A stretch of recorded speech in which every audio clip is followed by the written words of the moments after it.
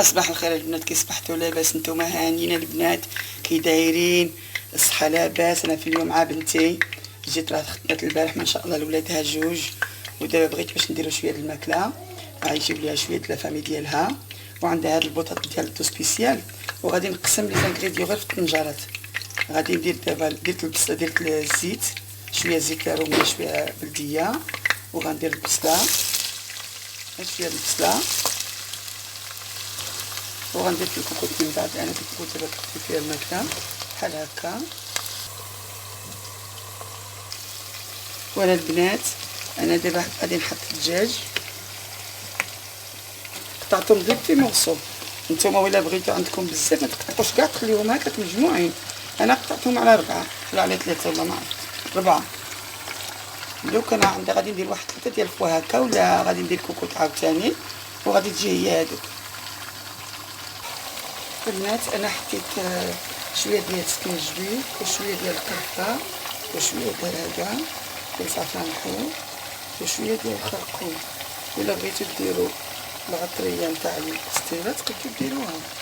فوالا، وغندير واحد الباطون تاع الكانيل. الكانيل هذا كتب الكانيل هذا تسمع، وعادي كيبدو فوق ولا البنات حطيت عليه العود القرفه. ودابا البنات غادي نحطو عليه البصل.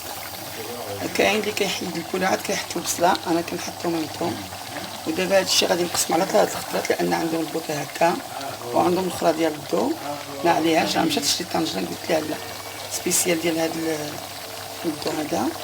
انا غنحط البصله بحال هكا، وغادي لا البصله راه درت بزاف. نتوما واحد 6 كيلو د البصله غادي تنزل، وغادي نحط القزبور والمعكنوس هكا كما تشوفوا، ونقص لها البوطه باش ما تحرق صافي. وهنايا البنات في الطنجره الثانيه خالتي فريده ايضا غادي دير الدجاج مع البصله وديك العطريه وكلشي كي بحال في الطنجره الاولى. ودابا راني حيدت الصوت هنايا لانه كان فيه شويه نتاع التخرشيش تدير زز لا داكشي حيدت الصوت. المهم كما كتشوفوا راه نفس الشيء بحال في الاول صافي باش توجدوا البسطيله ان شاء الله. وما تنساوش تنقول لكم انا ليال ثاني تنقول لكم ما تنساوش تبقاو ديروا لايك والاشتراك، وقولوها للبنات اخرين، قولوها لهم باش يدخلوا عند خالتي فريده القناه ديالها. وشكرا لكم بزاف البنات. غادي نحط المعكنوس من الفوق. دابا مشات البنت تشري واحد المارميط سبيسيال باش نكمل فيه داكشي اللي بقى. دابا غير بديت بهذا الشيء صغير وصافي. فوالا، غير المعكنوس اللي كندير شويه د القزبور. فوالا، انا كنحط كلشي مع البولي باش يعطي له في البولي. وملي كيكون الدجاج بزاف داك الساعه تقدروا طيبوا البولي وعاد تحيدوه وتحطوا القوام. فوالا ولا البنات ما كندير لا لاصوص لا والو، كطلق لاصوص راسها. هذاك الساعه حتى يطيبوا الدجاج نحيد، وغادي نرد نخلي البصله طيب كنحيد. هذاك الساعه راه مشات البنت باش تجيب واحد طنجره كبيره نكمل فيها داكشي اللي بقى. البنات راه نحط هذاك الدجاج فوالا، وغادي نخلي البصله طيب. ولا البنات غادي نهار البيض، درت هنا شي 34 ديال البيض. فوالا هي ديك التغميره عدلتها في سميتو. دابا ولا ما قدرتش نصور لكم لان دابا غنبقى ندير البيض شويه بشويه حتى يتجمع راسو، لان المرميطه عاليه. وهنايا من بعد ما ضربنا داك البيض غادي نبقاو نزيدو شويه بشويه مع التحريك المستمر حتى يطيب داك البيض. نبقاو نحركوه حتى نحصلوا على هذا الخليط هذا. خصنا غير نكثروهم وصافي. فوالا.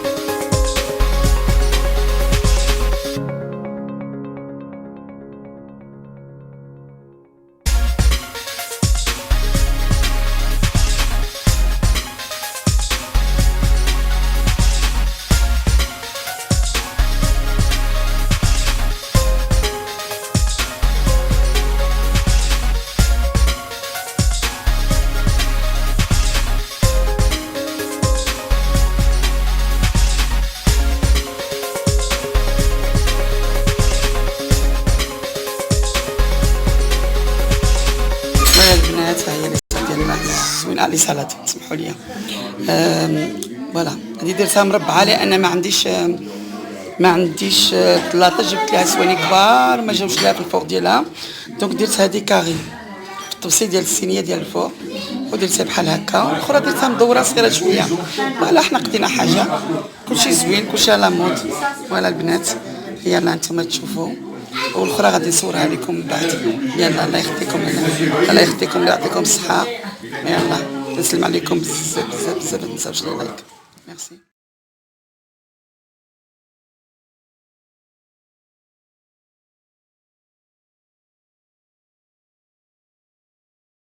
البنات السلام عليكم. هذه الكنيف الا بغيت نديرها نغوليها راه غادي نديرها بالطول غنحلها وصافي، اما الا بغيت باش نديرها في الطبسيل بحال الكاطو راه نقطعها صغيره صغيره صغيره وندير لها الزبده. يلا انا معكم من بعد. انا غادي نقطع الكنيف ديالي ولا الكنافه ولا الكنيف ولا القطايف كل حد كيفاش كيقول لهم، نقطعهم صغار. بغيت ندير منهم واحد الطورطه، يعني واحد الطورطه بلا كريم وشويه ديال اللوز ولا الكاوكاو، داكشي نتوما اللي بغيتو ياك. ولا بغيتو دوروها في اللوز كتجي مدوره وديروا ليها شطه. هذه غندير ليها الشربات. عرفتي الشربات البنات شنو؟ الشربات ندير ليها الشربات ولا العسل احسن. الشربات البنات 2 كيسان الماء والكاس ديال السكر، وكتغلي 5 ديال الدقائق، تضفيو عليها وتزيدو عليها شويه المزار صافي. هذاك هي الشربات. وكتسقيوها ولا كانت هذه سخونه ولا كانت الكنافه سخونه راه غادي تسقيوها بالماء بالسيرو يكون بارد، وإلا كان السيرو سخون غتسقيو الكنافه تكون بارده، واحد منهم يكون بارد. انا دابا غنقطعها هكا ونرجع معكم. عاد نزيد نقطعها، كتحلوها مزيان وتقطعوها، وغادي نبقى ندير عليها الزبده بحال هكا. تقدروا تصفيوها، انا دابا كنزربانه ما عليهاش حيت غادي تتكالكي في النهار ولا يومين. فوالا تقدروا طيبوا الزبده مزيان وتحيدوا ليها داك الاخر ياك بحال هكا.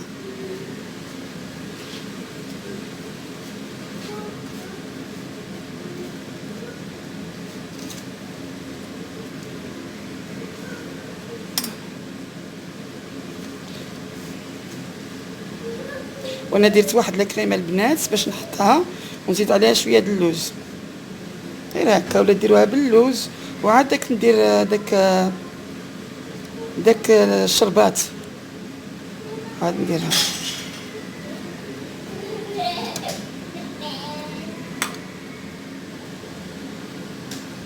هاد الكنافه البنات كيما بغيتو ديروا ليها، انا حطيتها هنايا وغادي نجيب نحط عليها درت واحد لاكريمه البنات نص لتر ديال الحليب وجوج المعلقات نتاع الاخر، المعلقات نتاع السكر وجوج المعلقات نتاع مايزينا وواحد فاني. انا غنكبها بحال هكا هنا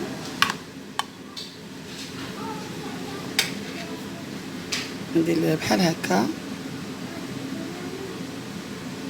هذه الكنافه نتاع لا كريم،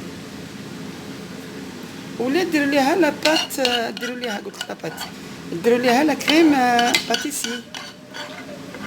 هذه لا كريم تاع الحليب ما بيهاش.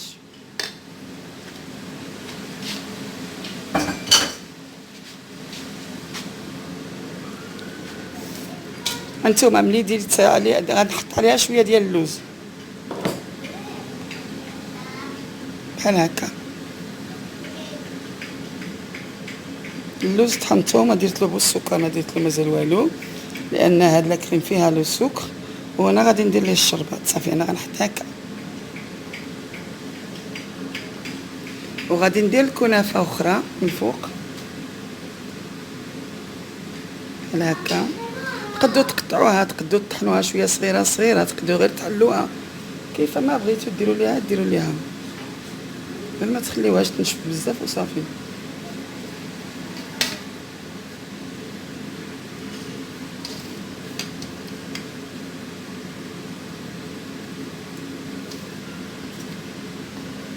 وداك الساعه غنحطوا عليها الزبده عاود بحال هكا. سمحوا لي راه غير كنزرب البنات، ما عندي البستيله خصني نديرها، عندي بزاف ديال الحوايج خصني نوجدهم. ولا مع بنتي. وانتم تعدلوا هذا الشيء بحال هكا.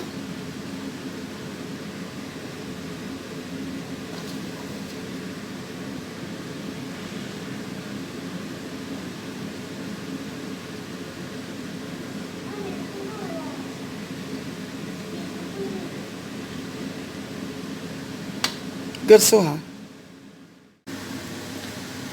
البنات. ها هو السيرو ديالنا. درت جوج ديال الكيسان ديال الماء وواحد الكاس ديال السكر وواحد نص الكاس ديال حتى طاب واحد 15 ديال الدقيق بدا كيغلى، وعاد حطيت فيه نص الكاس ديال الماء زهر. سمحوا لي البنات راه شديت التليفون بواحد اليد. ها هي راه طابت. بغيتو ديروها في الماكله ديروها. انا غادي نحط عليها الشربات ديالنا. دابا الكاطو راه برد الكاطو سخون والشوربه بارده. نتوما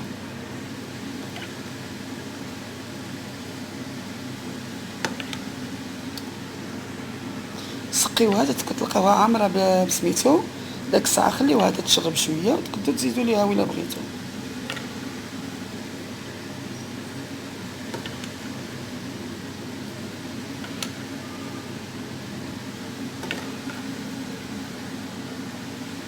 ولا البنات هي راه الكنيفه ديالنا راه زوينه ما شاء الله. راه حتى تفادت راه هي التمثيل. فوالا فوالا زوينه ما شاء الله. ها هي راه نيت بغيتو تعمرها الشربات خليها نقد نزيد ليها شي شويه. هذاك السيرو ديال تخير ربي يخلي شي شويه. ولا البنات هي هذيك. ولا البنات ما شاء الله عليها زوينه. شوفوا الداخل ديالها كي كتجيب لا كريم.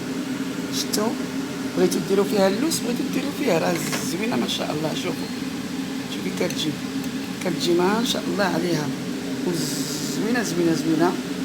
فوالا ولا البنات هي هذيك. ولا البنات الكنافه جديده راه ولات كدار بلا كتنفر من اللوز. ها انتم تشوفوها نوريها لكم. انا حمقت عليها جات زوينه البنات. لكن غير ديال الحليب والمايزينا. هانتوما الزوينه ما شاء الله. فوالا الزوينه ما شاء الله. يلا نسلم عليكم بزاف البنات. الله يخطيكم ما تنساوش اللايك. يلا الله يحفظكم البنات.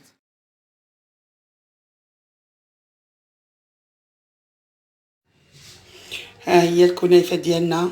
الكنافه ولا الكنيف ولا كوديف كل حد كيف كيقول ليه. ها هي راه زوينه. درتها بلا كريم تاع الحليب يعني لا كريم سبيسيال. ودرت فيها اللوز ودرت فيها البيستاش من الفوق قطعتها صغيره صغيره. صافي هي هادي. سينو راه كاينه الاخرى اللي كدار باللوز بحال كعاب بحال بحلاوه بحال. هي راه زوينه البنات ما شاء الله. ديروها عرفتي كتحمق اللوغو ديالها كتحمق. والله القسم على اللوغو ديالها من داكشي البنات.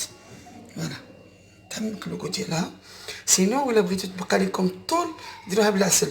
ولكن ديال لا كريم احسن بالشربات. احسن بالشربات بالقطر ولا بالقطران ولا انا كنقول الشربات وصافي. ولا البنات هي الكنيفه ديالنا زوينه. ومازال كاين هنا لي كاطو. انا غادي نوريه لكم كاع. نوريه لكم. كاين واحد جوج ديال السواني غادي نمشي نزيد مازال جوج لان بنتي عندها العراضه ديال الطاره ديال بلدها واليوم ما عندها حد بزاف. عندها واحد دو طابل درنا جوج البستيلات وطيبنا شويه خربي ديال اللحم شويه. فوالا وعاد عندها الاخرين غادي يجيو لا بروشين فوا. هذاك الشيء اللي كاين. دابا غنمشي نزيد ليها البحلاوه. نتوما تشوفوا كي جات البحلاوه. هادشي الكاطو اللي درت انايا. فوالا هي مسكينه ما عندهاش الوقت مع الخدمه ومع داكشي. يا ربي تفكري كديرها كدير الحويجات كتعرف دير غير الوقت اللي ما عندهاش. هانتوما هادو دي دراجي سامبل درتهم في الكويسات بحال هكا زوينين ما شاء الله. فوالا البنات فوالا الكنيف ديالنا مشات في الوسط. هانتوما نوري لكم غير من هنا حيت واحد البلاصه ديالنا هربت من الدراري في عند ديرو الصداع. فوالا نتوما هما هادو. فوالا غير عادي درتهم في الكويسات بحال هكا. الكويسات خديت لي بونبون الشوكولا كلشي. فوالا زوينين تا هما. ديناهم في الصينيه ديال الزاج على مود دابا هاد الصواني هادو. صافي داكشي اللي كاين. من بعد راه حنا كنوجدو مازال البريوات نوجدو بزاف ديال الحوايج. فوالا الا ما نسيتش غنصور لكم. Oui, bonjour à toutes.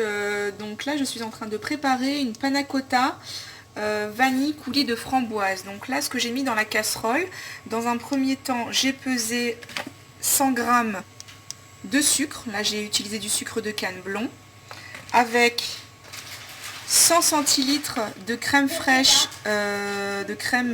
liquide entière fluide.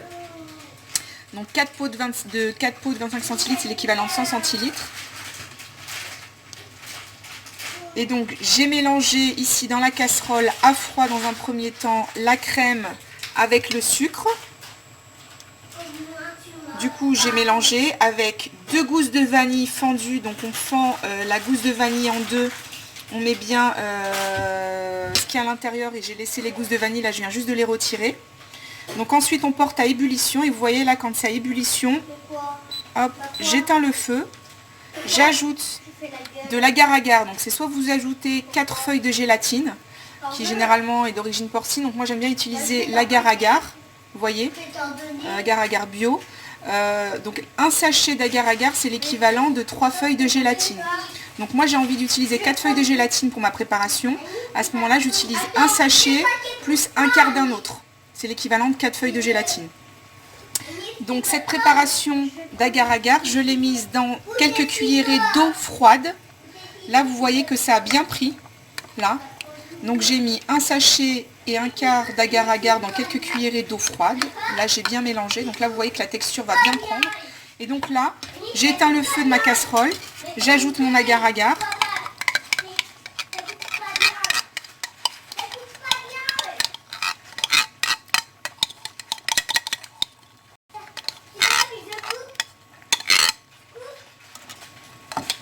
Je mélange bien.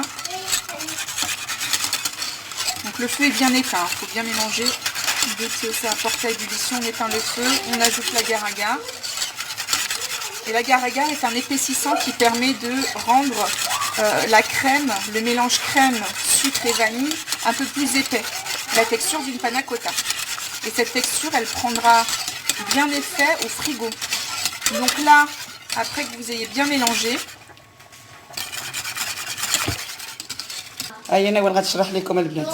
donc après avoir sorti la casserole du feu, je l'ai mise dans un contenant pour remplir mes petites verrines. Et donc là je remplis toutes mes petites verrines avec la préparation.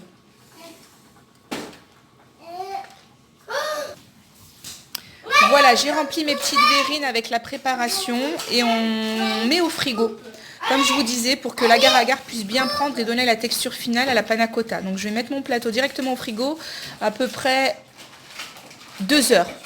1 heure, je pense que c'est un peu juste, à minima 2 heures. Et ensuite, quand on sortira les verrines du frigo, j'y ajouterai un coulis de framboise. Donc là, c'est vrai que pour aller vite, j'en ai acheté un dans le commerce. Par contre, vous pouvez le préparer vous-même si vous avez des framboises ou des fraises surgelées. Vous les mixez et ça peut faire l'équivalent de votre coulis.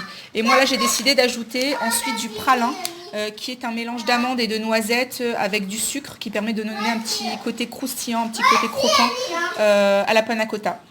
Voilà.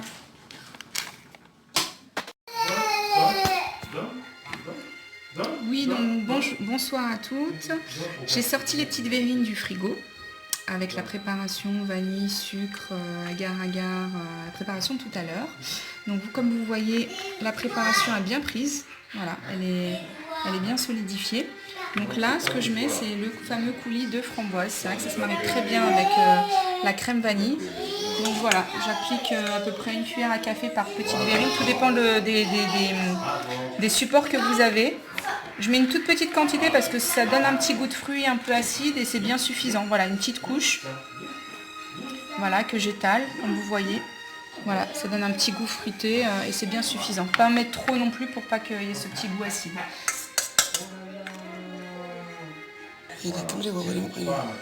Oui, donc voilà, toutes les préparations sont prêtes. J'ai mis le coulis de framboise sur toutes les verrines et maintenant j'ajoute, comme je vous l'ai montré tout à l'heure, du pralin doré qui est constitué d'amandes, de noisettes et de sucre que j'applique par-dessus. Ça donne un bon goût de fruits secs avec la petite acidité du fruit, donc c'est très très bien. Voilà, je l'applique très simplement, sans fioriture, sur les petites verrines, par petites touches directement avec les petits doigts. فوالا كمل انا وريني. Voilà, donc je finis de mettre le pralin sur toutes les petites verrines. Je remets au frigo et la préparation sera finie. Elle sera prête à être dégustée. Et donc panna cotta, vanille, coulis framboise et pralin doré à déguster frais. Bon appétit mesdames. مع Au السلامه. revoir. يلا البنات انتم راه درت لكم الغوصيت نوال. يلا الله يعاونكم تلاقاو في ساعه الخير. ما واخس ديروا لي لايك، ديروا لي لايك. انا هي ما عندها سوق، هي راه خدامه، راه كتعرف دير هذا الشيء هي بزاف بزاف بزاف، غير هي مع الخدمه ديالها واعره كديبلاسي كلشي. سي بوغ سا معكته ديال الدراري ما شاء الله عليها، حتى هي كدير الحوايج زوينين. نسلم عليكم بزاف البنات، نبوسكم السلام عليكم ونقول لكم ما تنساوش اللايك بلو. يلا نسلم على المشاهدين الكرام كلهم كلهم كلهم.